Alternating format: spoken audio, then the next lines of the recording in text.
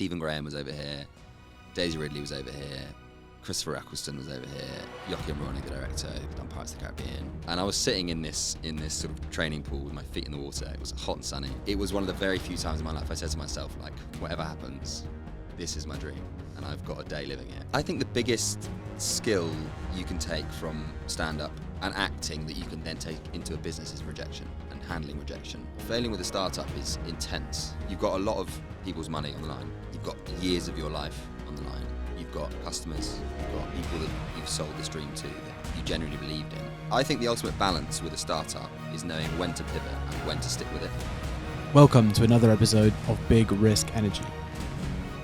And on this episode, I am blessed to be joined by the one and only Rob Eades. Rob, thank you so much for jumping on the show. Thanks for having me. All right, give us 30, 60 seconds about you. And this is going to be tough considering how much you do. Yeah, I know, which is probably a testament to my my jumping between things.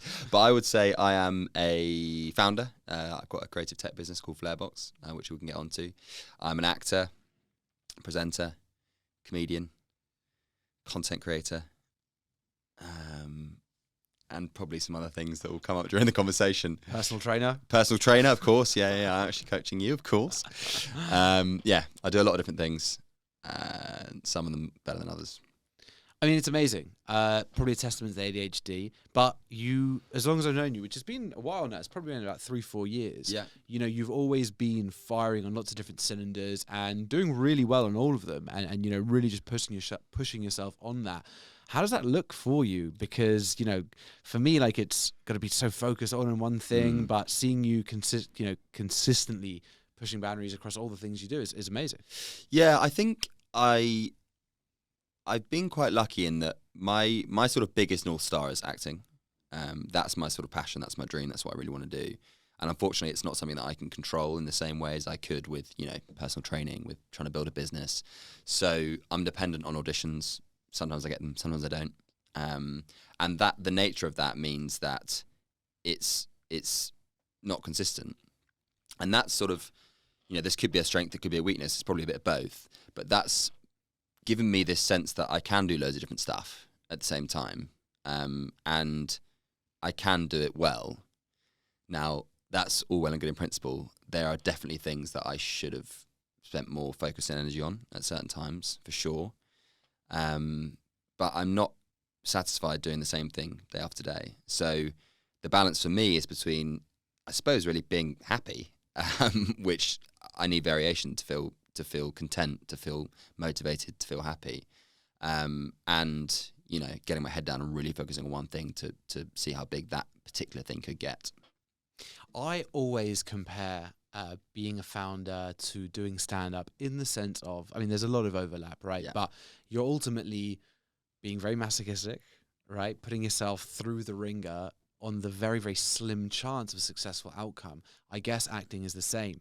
How do you see the three things connecting? You know, what are the skills that have allowed you to pursue all three? And talk to us about having a thick skin, because you definitely need that for those three things. Yeah, definitely. I think the biggest skill you can take from stand-up and acting that you can then take into a business is rejection and handling rejection.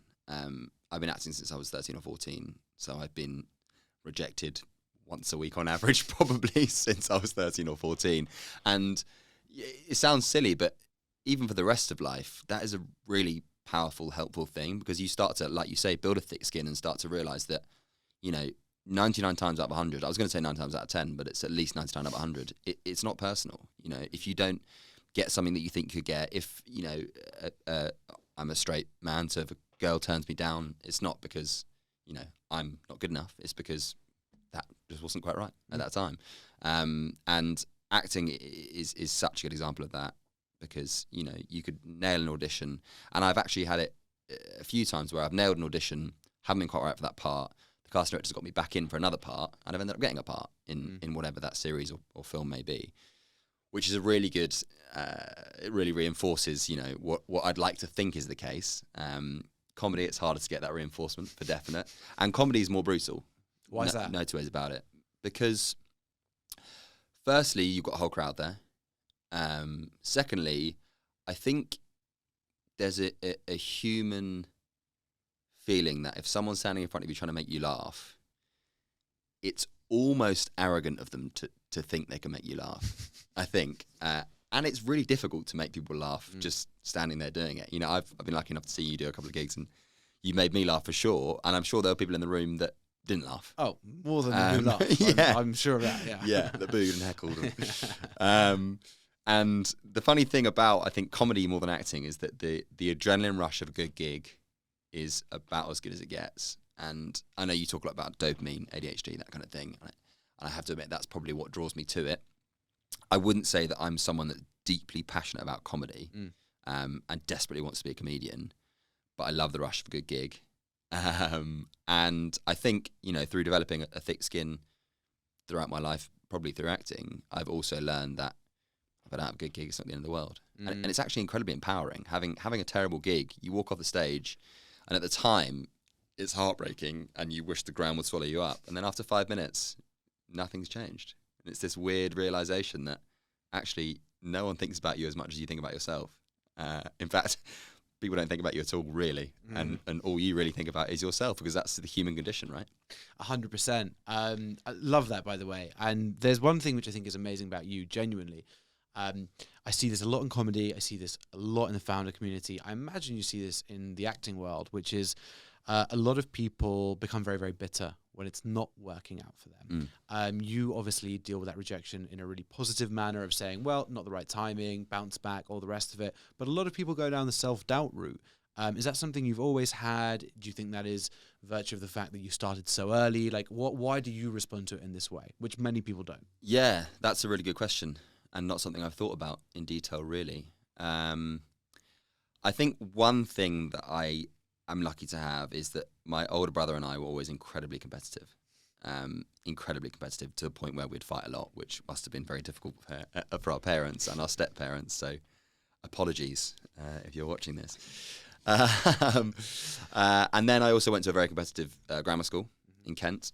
And it's interesting, actually, because I was only recently diagnosed with ADHD in June. And I'm sure you've been through the process, but you answer a hell of a lot of questions, and then you have a bit of a sort of a debrief, I suppose, with the psychotherapist. Yeah. And he talked about, you know, I think the maybe naive opinion I had of ADHD was that it's sort of debilitating and it stops you achieving things you want to achieve. Sorry, I'm getting a little bit off track here. No. But actually, he was explaining to me ways in which I have adapted to cope with that. We will get back to a link eventually to the question. And one of those is that I did go to a very competitive school, and that suited me because the competition drove me to keep working hard and to keep up and to never get left behind. And I think that then has led on to me having this sense of, you know, my biggest fear is not achieving what I think I'm capable of achieving. And I'm nowhere near that. But I also know that I'm capable of achieving what I think I'm capable of achieving, if that makes any sense. Yeah. It's self-belief. Yeah, so I suppose that is self-belief, which is driven by, you know, I'm desperate to do incredible things in my life. I've never had a sense of like, you know, I want to do a 9 to 5 and I want to, you know, have a solid income every month. I wouldn't mind a solid income every month. But, you know, the sacrifice for that is not one that I think is worth taking. So I think unless you have that sense of I'm capable, I can do it, and you're resilient and you've got thick skin, like you say, there's so many people that want to be comedians. There's so many people that want to be actors. So many people that want to be singers. So many people that want to be founders. You're all but fucked, you know, if you don't have that. 100%. But I think one of the things I get from speaking to you is you also have a lot of patience. You know, it's that desire to achieve everything you want to achieve and live up to your full potential, max out on everything. But also it feels like there's a real patience with you in saying, well, there's a bit of timing. You know, I know that things are going to come at the right time. There must be moments though when you're like, fuck, I need things to be happening quicker right now. Yeah, massively. I think I've got a lot of patience with acting. And that's because I've been lucky enough to, you know, do really good parts in big Hollywood films, really good parts in massive TV series. So I know that, you know, if I keep going, it will come. I have been less patient with the business for definite. It's interesting. I was thinking about this earlier. I think the ultimate balance with a startup is knowing when to pivot and when to stick with it. And I think with Flairbox, we raised quite a lot of money. We got quite a big grant to develop the technology we're building. I think there were points at which we didn't pivot soon enough, and there were points at which we pivoted too soon. So the patience thing, I think actually probably inherently I'm not a patient person, which is probably why I also jump from thing to thing to thing to thing to thing to thing. But then I've also been quite lucky that, in a lot of things I've done, presenting, I've presented a BBC cookery show, which is kind of nuts because I'm not a chef. Like, I just started an Instagram page and cook stuff. But I think because I've seen success in different areas, that's given me just a bit of, I suppose we go back to self-belief that things will come good. Just need to keep putting the work in and not give up. So how important is it to celebrate those successes? And at what point did you really feel like that first major validation to like, okay, I'm onto something here? What does that look like for you? Yeah, that's a really good question. It's really important. I'm not very good at it. I think I'm not very good at it because I move the goalposts every time. So, something that I did. So I did a small part in a series called The Larkins on ITV, which was a remake of The Darling Buds of May, which was a massive series in the 90s, I think, 90s. And at the time, it was the first job I'd done. It was the first job I'd done since I went to university. So it was probably the first acting job I'd done in about 7 years. I was so excited. I was so thrilled. If I got that part today, I'd be like, don't really want to do that.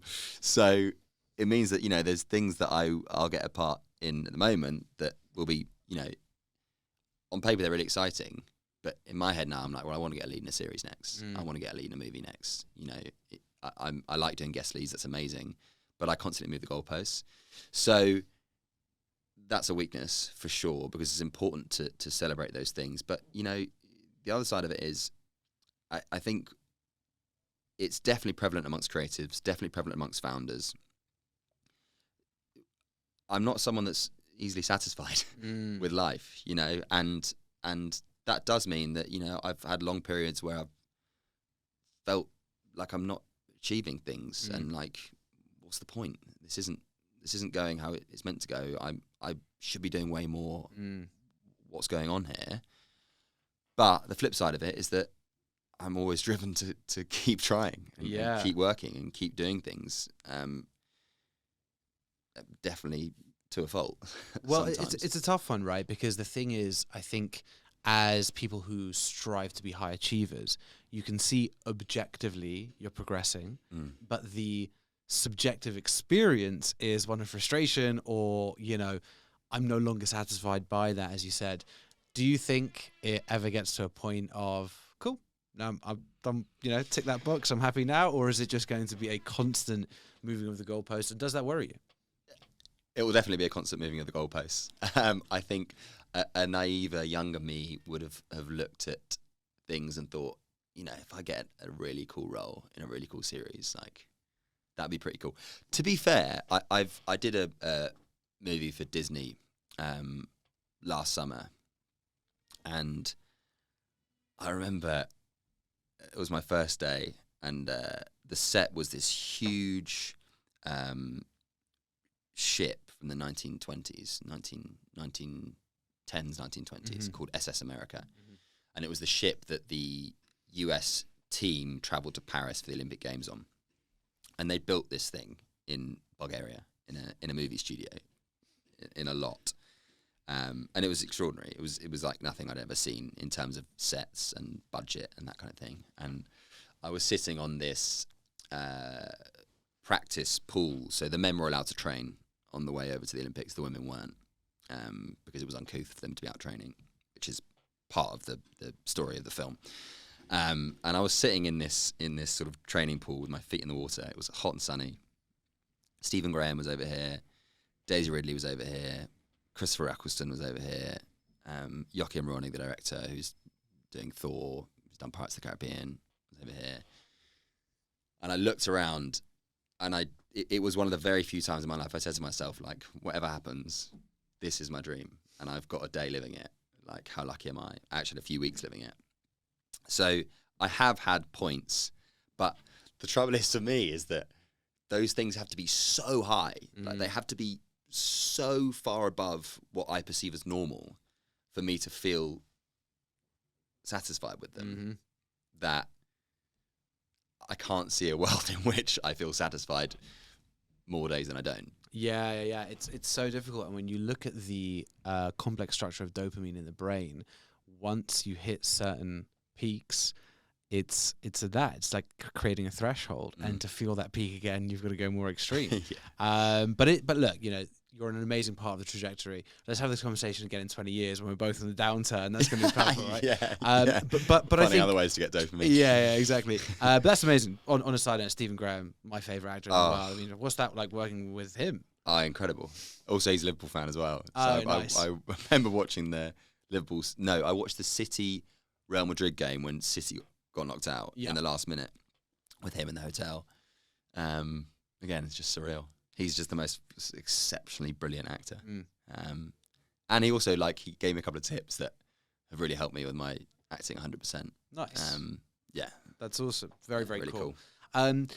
How important is setting your goals high? I was thinking about this earlier this morning because I'm genuinely at a stage in life, things are not perfect by any means, but I genuinely feel like I have everything in life that when I was 15 years old, at tough moments, if I could see myself now, I'd be like, fuck yes. Yeah. Amazing. So how important is it to set goals high? Because all that background processing in the brain, all the things that we drive towards, our goals will dictate our movements. So what is goal setting like for you? And tell us about that. Yeah, I think it's a really interesting one because I think in society, we are sort of trained to follow these society-wide things. Goals, I think, is an example of that. So for some people, I think setting high goals is really important because that gives you, a yardstick that you can measure yourself by, and that's your target. That's what you're going for. I think for others, I'm one of the others. I know I'm driven. I know I'll work hard. I know what I want from life. I know what I want to achieve. And I don't know if setting a specific, a smart goal to achieve X by X is actually that helpful for me. Because sometimes I will hit it, and that's great. Sometimes I won't, and I'll be like, well, I'm not even in track with what I want to do, so what's the point? So I think, they can. Well, I mean, obviously, like any goal, it can be motivating if you're hitting them, and it can be demotivating if you're not. But I suppose the flip side of that is it can also be motivating if you don't hit it. And it can be demotivating if you do because it's not high enough. Well, I think it's mindset, right? I think it ultimately will come back down to mindset. And for you, because speaking for myself here, there are definitely moments where I feel like I can't be fucked. And it's about pushing through those moments. But I speak to some people who are like, nope, don't have those moments. I am just, so tuned in. It's like, it's not even a consideration to me to have an off day. Where are you at with that? I'm in your camp, 100%. Yeah, this is a whole long story. So with Flairbox, we got to the end of last year. We hadn't quite found product market fit. We weren't generating enough revenue. We were trying to raise based on growth, and the market shifted to raising based on revenue. So we had to try and find a different way to raise. A different way to survive and get money and start generating revenue. We tried a number of things. We laid off most of our team. My co-founder Elliot and I went down to 3 days a week because we didn't have enough runway to do anything else. And then, if I'm completely honest, come January or February, we both knew the writing was on the wall. We weren't that sort of open and clear with our investors, I don't think, because I think a part of us, both of us still thought we can make this work. And I probably spent 5 months waking up and not really knowing what I was going to do that day. God, I've got goosebumps because it actually makes me quite emotional thinking about it. And that doesn't suit me, at all. I struggle with that. Because, what we were talking about earlier, I want to do amazing things in my life, and I don't want to be sitting around thinking, what am I doing today? What am I doing? What's the point? What am I doing? I was lucky to get a couple of really exciting acting roles in that time, which definitely helped me, just feel like it's all moving, it's all going to be fine. But I think I was grieving, really. And I don't think we talk about failures enough in the startup world. 100%, all you see is we've hit our, OKRs, we've raised a load of money, we've done X, Y, and Z, we've exited, which is fine. And in a similar way to Instagram, all you see is people's positives. But, failing with a startup is intense because you've got a lot of people's money on the line. You've got years of your life on the line. You've got customers. You've got people that you've sold this dream to that you genuinely believed in. And then I think the last thing is self-belief. Like, I knew this was going to work and it didn't. So where does that put my opinions on the world and, what I believe? And, am I an idiot? I suppose is a question that you ask. The reason I said that was because 5 or 6 months of this year, I've spent a lot of time getting up in the morning, not knowing what I'm going to do that day. And as a result, not doing an awful lot. One thing I have, thank God, been consistent with is fitness and training, which I think without lifesaver in that period, I'm sure. Complete lifesaver, yeah. But then the other thing that I definitely don't have enough control over is, during that period, often I'd have a couple of drinks on a Friday. It would never be a couple of drinks, ever. And that's something I constantly struggle with. I'm lucky that I've not had addiction problems with alcohol, but I think I very easily could do, because I'm not good at stopping.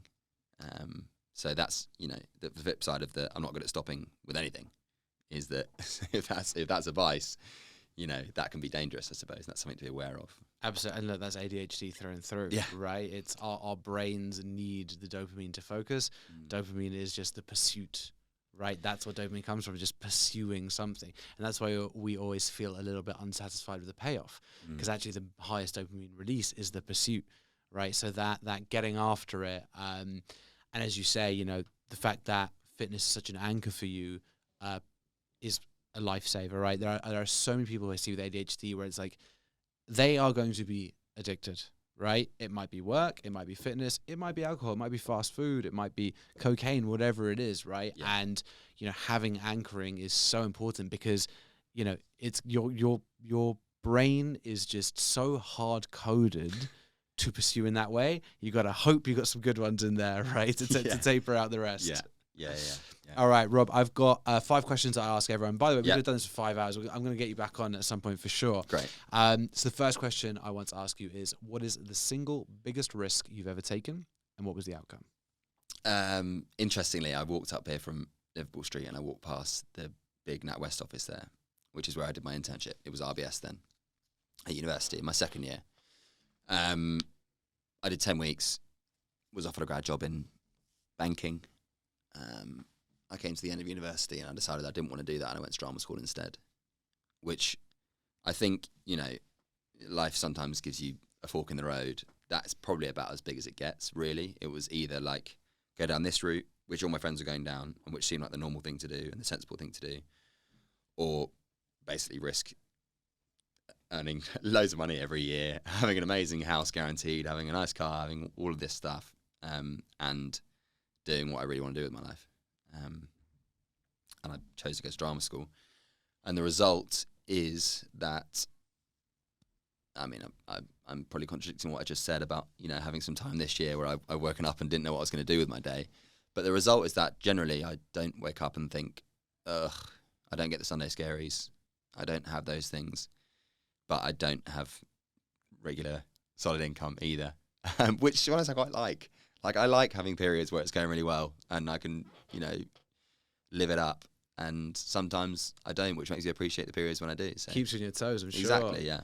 But it's really interesting. And I this is only something that I've really been verbalizing over the last 5 months. But I genuinely believe that moments which feel like they were or are the worst moments in our life will be the best.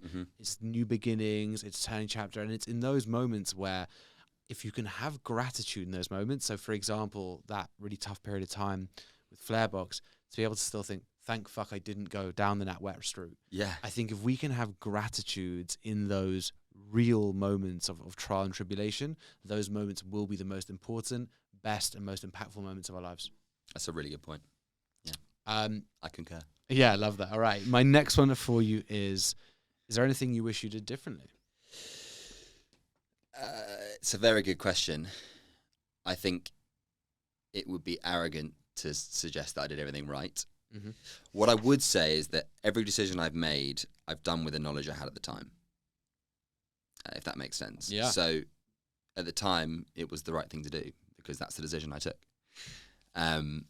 But with the benefit of hindsight, one thing that definitely I would do differently is building things in mud before spending a fortune on them, which we didn't do enough with Flairbox, for sure. You know, we had things we thought were problems for our customers that maybe weren't as big a problems as we thought they were, or we thought that what we were building was a definite solution to that problem when maybe it actually wasn't quite the right way to go about solving it. The two things are pretty similar in terms of the outcome, which is that we spent a fortune building things that weren't actually that helpful. And, you know, if we hadn't done that, if we'd have built a more simple version, tested it with our customers first, iterated, maybe things would have ended up differently with Flairbox. But like you say, you know, they didn't. There's a reason they didn't. And it did take me quite a long time to kind of come to grips with that. But now I'm in a place where, I mean, we're obviously working together on the personal training stuff. Like, I love that stuff. I've been doing it for so long. I know so much about it. I also love the world of founders, the world of business. So knowing how powerful that can be for founders to help them build special businesses is, I feel like I'm in such a privileged position that I've had enough time to think what are the biggest things I can kind of give the world? What's the most powerful thing I have? My knowledge, probably. And where's that most effectively placed? And that's kind of where I'm at right now, which is exciting. Yeah, absolutely. And I think as well, you know, because CEO Fit, I guess, is the next step in your founder journey. Yeah. Right? Knowing what you know now from the Flairbox experience, how much does that impact the way you're building this, looking at this? And also, as a second question, knowing what you know now about the Flairbox journey, would you go back into full-on startup founder mode again? So here's my long term. The big dream is, one thing is to always do the fitness stuff. You know, and if that ends up being a Chris Hemsworth style massive fitness business, great, that's really exciting. I don't think my skill set is the best for being a CEO of a business. I jump between things too much. I probably focus on myself too much. But I would love to build something special with someone that I thought was the person that had the skills I didn't have. And I think Elliot and I, who was my co-founder on Flairbox, still is, we got a similar skill set, which is a massive learning. We were best mates and started a company together. We weren't, you know, co-founders that thought, you're really good at this, I'm really good at this, let's make it work, which is what I would have to have if I did, you know, go straight back into the trenches again and start a new business to scale. Yeah, I mean, I feel you completely on that. It's exactly what I did with my first startup. 2 commercial co-founders, both on a co-CEO model, who were friends before. Recipe for disaster, right? Always is. I mean, to be fair, we managed to get an amazing outcome with that business, but you're 100% right. Biggest bit of advice I would ever give a co-founding team, and as both of us living with the battle scars of this, is make sure you don't touch the same fucking stuff. Yeah. You know, technical, commercial, product, that's nice. Commercial, just doesn't work, right? Yeah, least of arguments. Yeah. Okay, cool. My next question for you is, what does it take to be successful? Another really good question. I think that depends on your definition of success. I would say my definition of success is doing something that makes you happy the majority of the time. Does that make sense? Yeah, I love that. Really nice. And I think that's, you know, that's a nice sentence, but to get to that point, you need to find something that makes you happy that you can make a living doing, which is not easy, definitely not. And then something that you'll be surrounded by people that you enjoy being around while you're doing it, that inspire you, that motivate you. And then you need to put the work in to make that something you can do for a living. And, you know, that doesn't mean starting a business. It doesn't mean doing something outrageous like deciding you want to be a bloody actor. Something stupid, you could say. But I think a lot of people get stuck in life doing something they don't really enjoy that much. And then it's this cycle, isn't it? You live for the weekend. You probably drink a bit too much. You probably let other things slip that are actually really important in the long run. And it gets harder and harder to get out of that. You've got a mortgage, you've got kids at schools, you've got a lease on a car, you've got whatever else it may be, a lifestyle that you need to uphold. So if you want to overcome that, the only person that can do it is yourself. And you need to take a big leap, a bold leap, to doing something that you enjoy more. So that's based on my definition of success. If you want to make a load of money and that's your definition of success, fine, different. Should have taken the NatWest internship. Yeah, if that was what it was. I'm going to walk straight in there after this. Totally back. No, but I think that's an amazing point. And you're so right about that lifestyle creep, lifestyle inflation, however you want to call it. And I think we live in a society where our base assumption of success is around that, you know, stacking as much cash as possible, right? Yeah. And I think we all eventually realize that that isn't necessarily our own version of success, but it just takes time to get there. Some people, and I would say we're blessed to realize that at an earlier stage, to be able to see through that and say, okay, yeah, maybe it's something we want, but it's not the be all and end all. It's not the end in itself. Yeah. And I know some people who realize that at 75 years old, you know, and they're like, fuck, I didn't live the life I wanted to live because I just went with base assumption on success. So I feel like we are blessed to have seen that early. 100%. Yeah. And, you know, having a North Star that's bloody exciting is not a bad way to live life. Yes, exactly that. What are you proudest of? I think I'd say I'm proudest of you know, I'm still standing, I suppose. I've lived in a pretty nice place since I moved to London. I go on holidays when I want to. I generally don't have to worry too much about you know, deciding whether or not to do things I want to do. I think that's kind of what it's all about. Like, what else is there? It was interesting to go back to the point you were just making. We very nearly sold Flairbox to one of our competitors, and it fell through. And at the time, it felt like the end of the world, and that was tough. But one thing I did learn was that I was very close to having millions in the bank, and there wasn't well, I mean, that was exciting. Don't get me wrong. I'm not going to sit here and say that wasn't like, oh my God, this will solve some problems. But I need to be focused and motivated and doing something to feel happy. And actually, if anything, you know, maybe if we had sold the business, it could have been quite bad for me, I think, potentially, because, you know, like whether you like it or not, making money is important, and you need to make enough money. And, you know, it's not a question of I want to make enough money. You have to live. And, you know, if I didn't have that, maybe I'd be less motivated. Maybe I wouldn't, you know, be doing the things that I enjoy doing. I'm really glad you said that. Because I think it's a really important lesson for all founders to hear, especially first-time founders as well, is you think that a transaction, a potential transaction, is the key to happiness, because so much of your lifeblood goes into building the business that it's almost hinged on that outcome. But in the same way that you're describing the impact of, you know, that transaction not happening with Flairbox, when we sold Real Sport, it was most depressed I've been. The most depressed I've been, because actually you still go through the grieving process, right? Because it's that lifeblood that you've poured into this thing, this, you know, playing that character of this is who I am CEO of this company, this is what I live for, these are my values, you know, for so long. And then it's like, oh wait, you know, now what? And it drives you crazy, because it's like, well, how am I going to who am I now? What am I now? And I think, you know, it's a problem that we have, is how do we separate our identity from this thing that we pour all our lifeblood into? And it's a tough one for all of us. How did that manifest for you, if you don't mind me asking, in terms of, you know, how did you go about finding your identity again? And Mate, I spent 6 months being like, okay, I'm going to be a fireman. I'm going to go work with guide dogs. Maybe I will take the NatWest internship. Like, yeah, it was just 6 months of literally. And during that 6 months, you start blowing your cash. Because the thing is, especially if you came from a place where you didn't have cash, just like you said, it's like that sharpness of, I don't know what I'm going to do this month.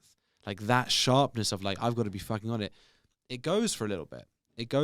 Because it's like, okay, well, I'm not really working right now. I'm not worried about money right now. And it's a really new and strange and uncomfortable, but not in a good way place. And then I think, there's a bit of integration or the rest of it. And hopefully you didn't blow everything and bought some assets. Like, hopefully you made some smart decisions at that point, which thank God I did. Yeah. But it's a really, really weird time. And I felt much more comfortable again founding Connected, where it's like, okay, I put a lot of my own money into Connected. Like I'm not taking a salary again, and actually almost going back to simplicity was actually the thing that really helped in many ways. Yeah. So it's an interesting one.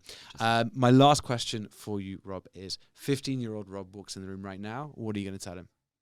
So I think sort of to preface my answer, I don't think I would change anything so far.